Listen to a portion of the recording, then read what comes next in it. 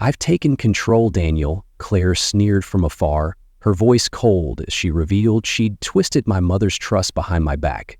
While I was deployed overseas serving my country, my wife convinced my elderly mother to change our family trust. My name is Daniel Pierce, 39 years old and 19 years in the United States Army as a communications officer.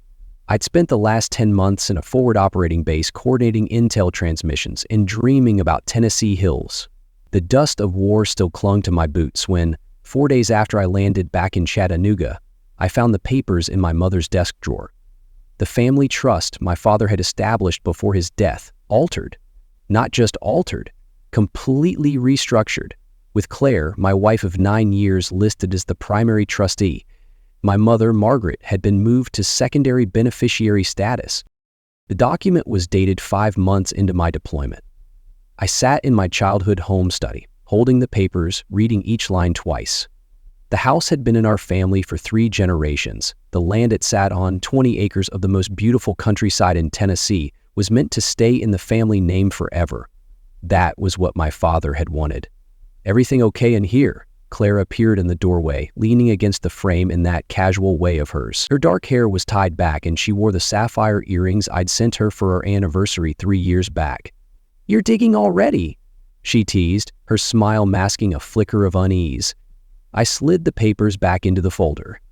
"Just going through some things. Your mom's finances were a mess," she said, voice light and helpful.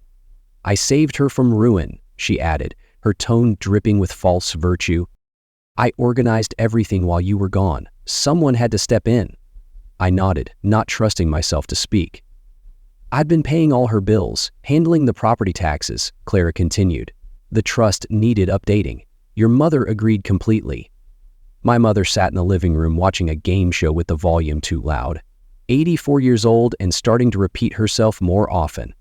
The last few video calls I'd had with her from overseas, she'd seemed confused about what day it was. "Thanks for keeping things organized," I said finally. "You've been a saint," I lied, my voice steady despite the storm within. "I need a little time to adjust to being home." Clara smiled. "Don't take too long," she said, her eyes narrowing with subtle warning. "Of course, take all the time you need." That night, I sat on the back porch long after Claire had gone to bed. The stars mocked my trust in her, each one a reminder of her deceit. I watched the silhouettes of old maple trees against the night sky and thought about what my father would have done. A career military man himself, he'd taught me that the loudest person in the room is rarely the strongest. The next morning, I kissed Claire goodbye as she left for her job at Riverview Financial. I told her I was going to spend the day with Mom. She didn't see me slip the trust documents into my jacket pocket. I met Claire 11 years ago at a coffee shop near Fort Bragg when I was stationed there. "You're my hero," she'd said then, her charm disarming my defenses. She was sharp, ambitious, and had a way of making people feel special. We were married within a year. She got along well with my mother from the start, something I was grateful for, especially after my father passed away 6 years ago. Dad had been the responsible one, the planner. When he was diagnosed with lung cancer, he made sure everything was in order. "Take care of your mother," he told me on his last day. "The house and land stay in the family. That's non-negotiable." The trust he set up was ironclad, or so I thought.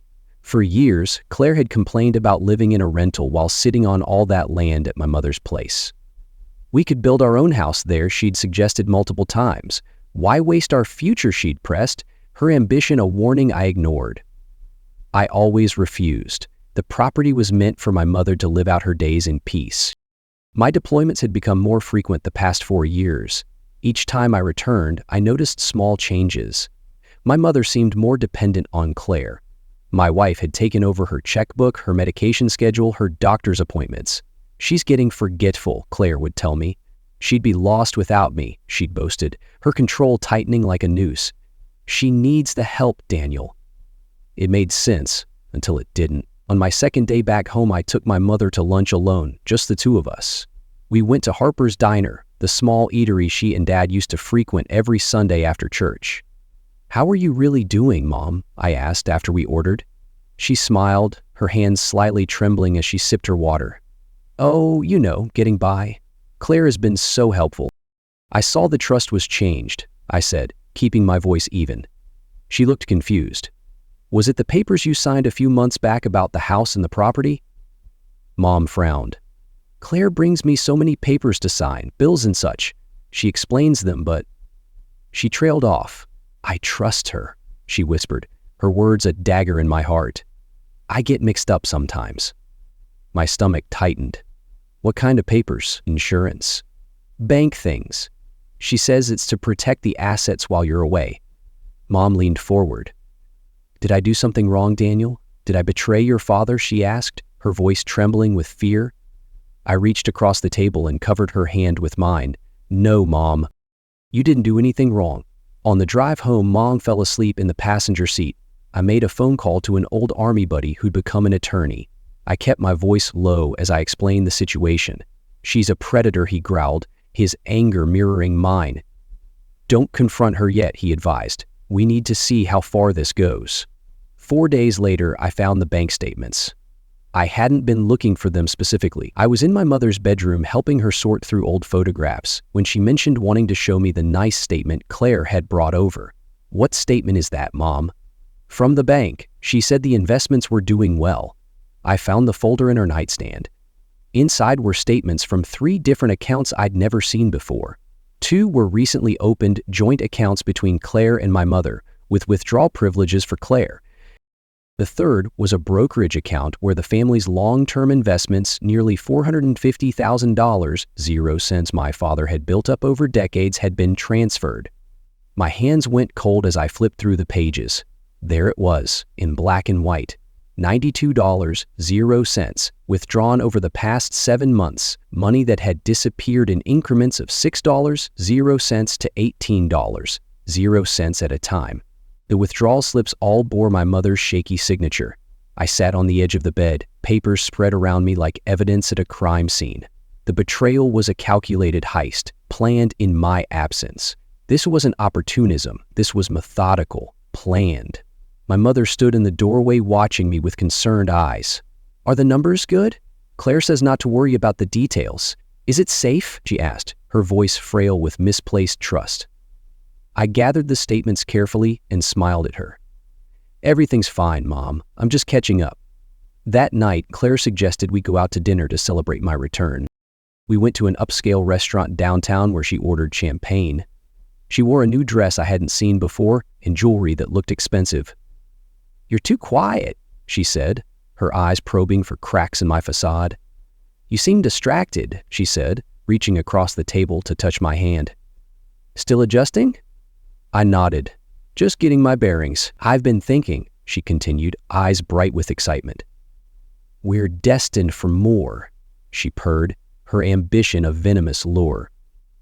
Now that you're home, we should talk about building on your mother's land.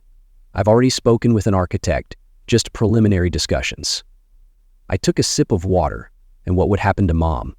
We'd take care of her, of course, but that house is too big for her now. There's a lovely assisted living community near my office, very exclusive. That's when I knew the trust, the accounts, the land, it had all been a calculated move. She'd been planning this for years, waiting for the right moment when I was far away and my mother was at her most vulnerable. I didn't confront her, didn't raise my voice.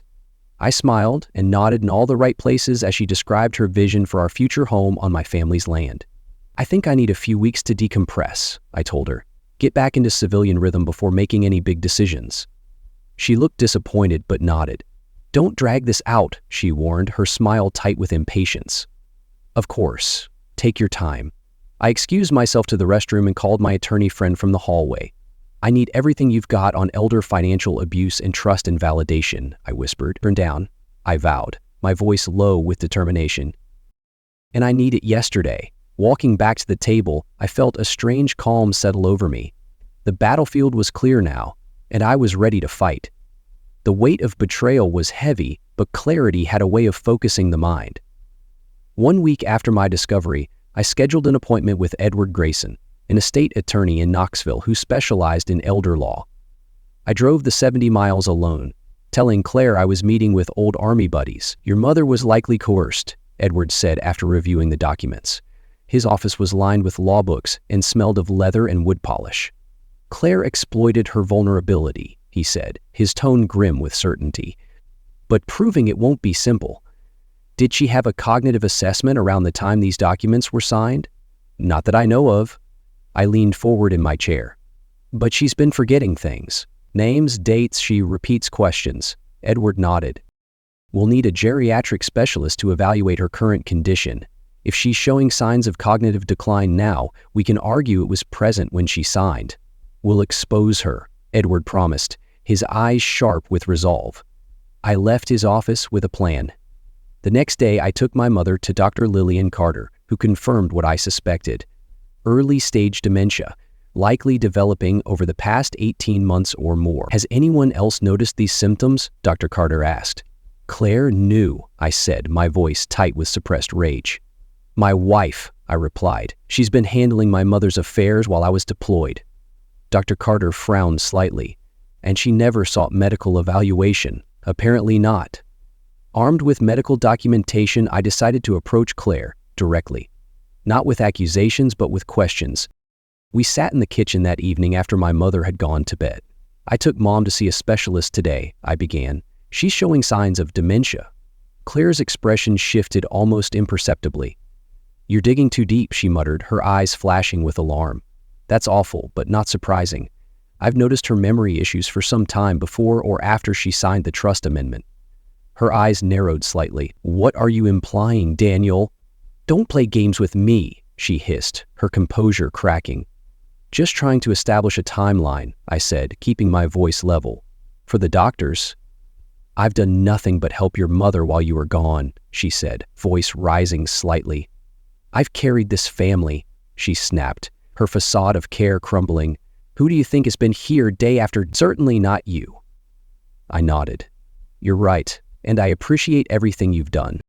I'm just concerned about some financial decisions that were made. What financial decisions? Her tone sharpened. The trust amendments, the new joint accounts, the withdrawals. Those were for your mother's care, she snapped, and household expenses. Everything is documented. I'd like to see those documents. Claire stood abruptly. You're accusing me? She shouted, her face flushed with defiance. I don't appreciate being interrogated. Daniel, not after everything I've sacrificed. Your mother agreed to all of it. A woman with dementia, I said quietly. She wasn't diagnosed then. Claire grabbed her keys from the counter. You'll regret this, she spat, her voice venomous as she stormed out. I need some air. We'll discuss this when you're thinking more clearly. She left, the door slamming behind her. I sat alone in the kitchen for a long time, listening to the old house settle around me. The silence was a battle cry, urging me to fight for justice. The next morning, I received a call from my bank. There had been an attempt to access my personal savings account, an account Claire's name wasn't on. She's desperate now, the banker warned, his voice low with concern. The attempt had failed due to incorrect password entries. That same afternoon, I found a certified letter addressed to my mother. It was from Pineview Assisted Living confirming her upcoming residency. The move-in date was scheduled for the following month. The contract bore my mother's signature, dated 4 days after I had returned home. When I showed my mother the letter, she looked bewildered. I don't remember this place. Did I agree to move? Claire says you did, I replied, watching her face. She lied to me, Mom whispered, her eyes wide with betrayal. She shook her head slowly. I don't want to leave my home, Daniel. I promised your father I'd stay here. That night, I'd changed the passwords on all my accounts and placed a security freeze on my credit. Then I called Edward Grayson again. It's worse than we thought, I told him, and I think she knows I'm on to her. She's cornered now, Edward said, his voice steady with anticipation. 2 days after confronting Claire, I drove to the county clerk's office. I needed to see the original trust amendment for myself, not the copy Claire had in the house, but the official recorded document. The clerk, a silver-helped woman named Ruth, pulled the file for me. Pierce Family Trust, she confirmed, sliding the folder across the counter. I opened it and immediately saw something that made my blood run cold. The notary stamp. The document had been notarized by someone named Jessica Harper. Do you know this notary? I asked Ruth. She's tied to Claire's schemes, I thought, my suspicion flaring. She adjusted her glasses and looked at the stamp. Jessica, of course. She's worked in the Thompson Law Office for years. Thompson Law, the same firm where Claire's college roommate Rachel Thompson was a partner. A connection Claire had never mentioned when discussing the trust changes. I thanked Ruth and drove straight to Thompson Law. The receptionist informed me that Rachel was in court, but I could speak with her associate, Jessica Harper. Jessica appeared nervous when I introduced myself. "You're Claire's husband," she said, not quite meeting my eyes. "What do you want?" she stammered, her fear betraying her guilt. "Is there something I can help you with?" "You notarized a trust amendment for my mother 7 months ago," she nodded. "I did. Everything was in order. Was my mother alone when she signed the document?" Jessica hesitated. "I don't recall specifically." "Let me help you recall," I said quietly. "Was my wife present during the signing?" "I really can't discuss. My mother has dementia, Jessica. Documented dementia. The amendment stripped her of primary control of assets she's held for decades, and somehow it all happened while I was deployed overseas." "You helped her steal," I said, my voice low but piercing. Her face paled. "Mr. Pierce, I think you should speak with Rachel about this." "I intend to, but first I'd like to know if you actually witnessed my mother sign those papers, or if you just stamped a document Claire brought to you." She stood abruptly. "I think this conversation is over." That evening, I received a call from a number I didn't recognize. It was Rachel Thompson. "Daniel," she said, her voice tense, "we need to talk." "Claire's gone too far," she admitted, her tone heavy with unease. We met at a quiet cafe downtown. Rachel looked immaculate in her business suit, but her eyes were troubled. "Jessica told me about your visit," she began. "I want to be clear that my firm takes notary standards very seriously. Did your firm draft the trust amendment?" I asked. She sighed. "No. Claire brought the document already prepared. She said it had been drafted by your family attorney with your knowledge and my mother." "Was she present when it was notarized?" Rachel looked down at her coffee. "No. Claire explained that your mother was ill and couldn't come in. Jessica notarized it based on Claire's assurance that your mother had signed it willingly." "That's illegal," I said flatly. "You enabled her," I accused, my voice cutting through her excuses. "It is." Rachel met my eyes. "And I've already contacted the State Bar Association to self-report the violation. Jessica has been suspended pending investigation." "Why are you telling me this?" "Because I've known Claire since college and I never thought She trailed off. "There's more, Daniel. Last year she asked me about liquidating property assets and transferring funds offshore. I assumed it was for a client of her financial firm. Now, I'm not so sure."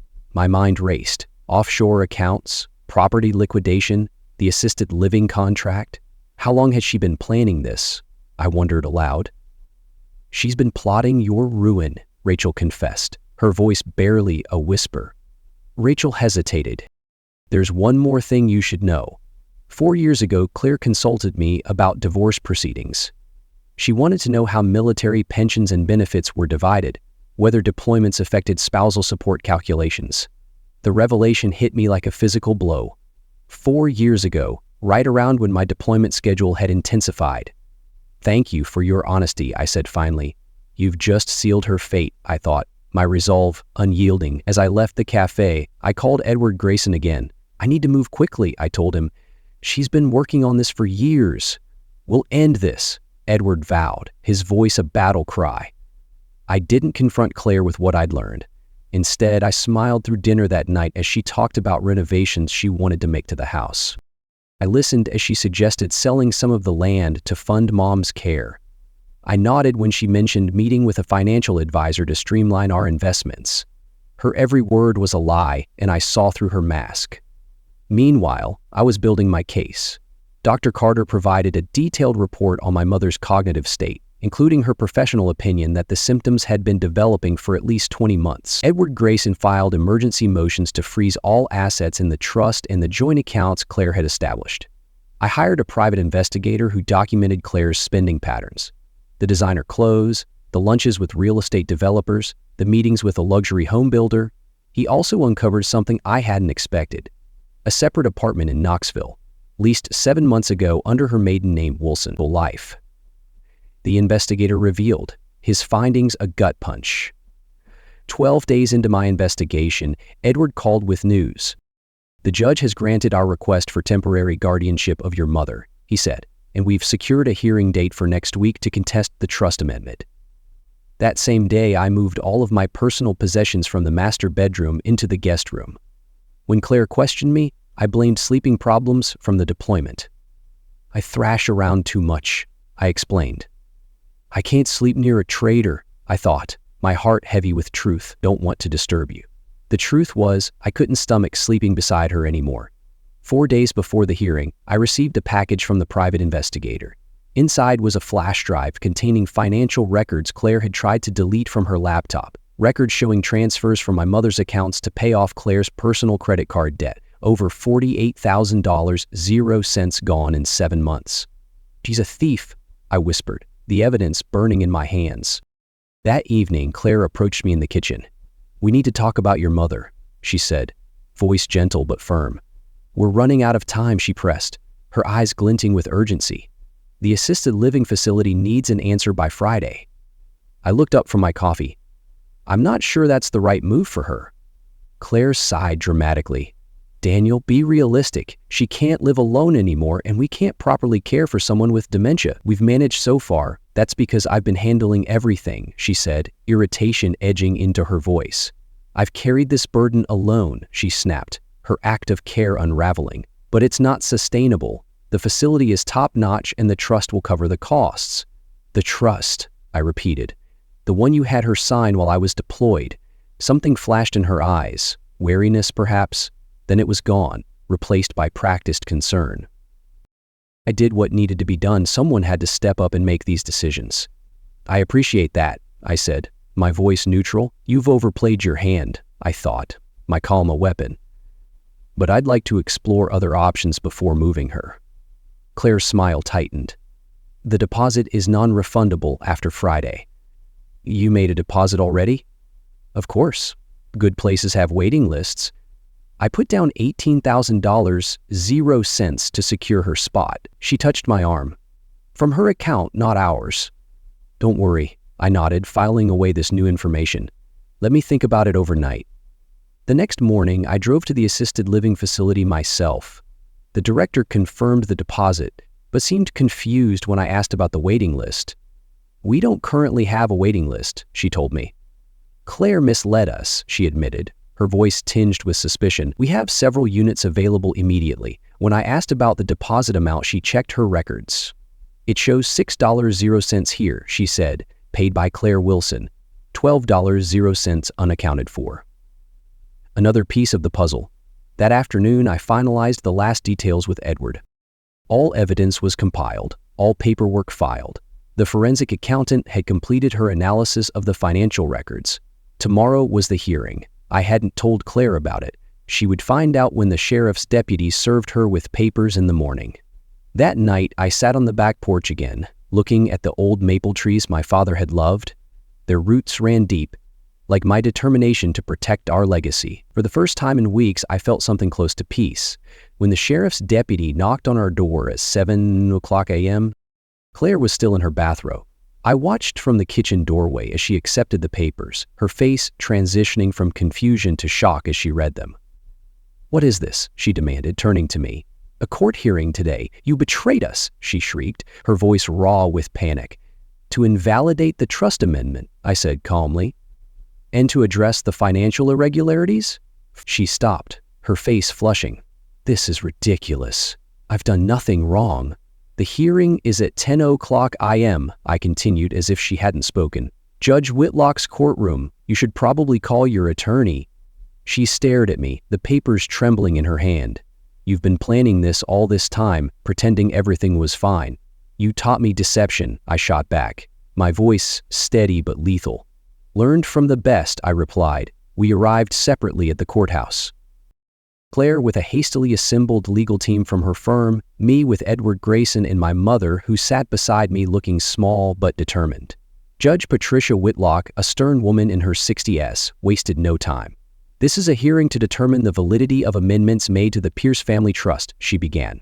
For the next 2 hours, Edward methodically presented our case. Dr. Carter testified about my mother's cognitive state. "Claire exploited her," she stated, her voice unwavering. The forensic accountant detailed the suspicious transfers. Rachel Thompson confirmed the improper notarization. The private investigator presented evidence of the secret apartment and the discrepancies in the assisted living deposit. Throughout it all, Claire sat rigid, whispering frantically to her attorneys. Her panic was palpable, a cornered predator facing judgment.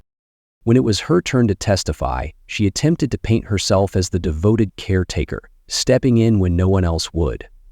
"I've sacrificed my own career advancement to care for my mother-in-law," she insisted. "I've been her savior," she claimed, her voice cracking with false sincerity. Every financial decision was made with her best interests at heart. That's when Edward produced the smoking gun, recorded conversations between Claire and various real estate developers, discussing development plans for her property once the old woman is moved out. Judge Whitlock's face hardened as she listened to Claire's voice, clear and calculating, planning to profit from my family's land. "You're a disgrace," Whitlock muttered, her disgust echoing in the silent courtroom. Judge Whitlock's ruling was decisive and comprehensive. The court finds clear and convincing evidence that Margaret Pierce was not competent to execute the trust amendment, she declared. Further, there is substantial evidence of undue influence and financial exploitation by Claire Pierce. She ordered the trust restored to its original form with additional provisions barring Claire from serving as trustee or beneficiary in any capacity. All joint accounts were to be dissolved with funds returned to my mother's sole control. A full forensic audit was ordered to track and recover every missing dollar. Additionally, Judge Whitlock concluded, "I am referring this matter to the district attorney's office for potential criminal charges related to elder financial abuse and fraud." Claire didn't look at me as she left the courtroom. I didn't watch her go. Instead, I turned to my mother, who squeezed my hand with surprising strength. "Your father would be proud," she whispered. "You saved us, Daniel," she added, her voice trembling with gratitude.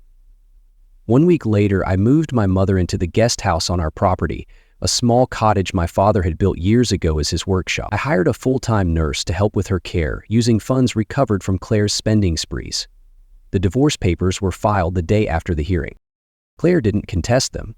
I learned later that she'd left Tennessee, heading for Oregon where her sister lived. The apartment in Knoxville was abandoned, the lease forfeited. She'd taken only what she could carry in 2 suitcases. Her empire of lies crumbled, leaving her exposed and alone. Sometimes in the evenings, I still sit on the back porch watching the maple trees sway in the Tennessee breeze. The land remains in the family name, just as my father wanted. The trust is secure with my younger cousin Ryan, who recently passed the bar exam, serving as co-trustee alongside me. I don't spend much time thinking about Claire anymore. Some betrayals cut too deep for anger to sustain. Instead, I focus on the good things. Morning coffee with my mother, weekend visits from old Army friends, the simple peace of knowing that what was almost lost has been preserved. My father used to say that a man's character isn't revealed by how loudly he fights, but by how wisely in the quiet aftermath of the storm. I finally understand what he meant. I am my father's son, I thought, the legacy of his wisdom guiding my path.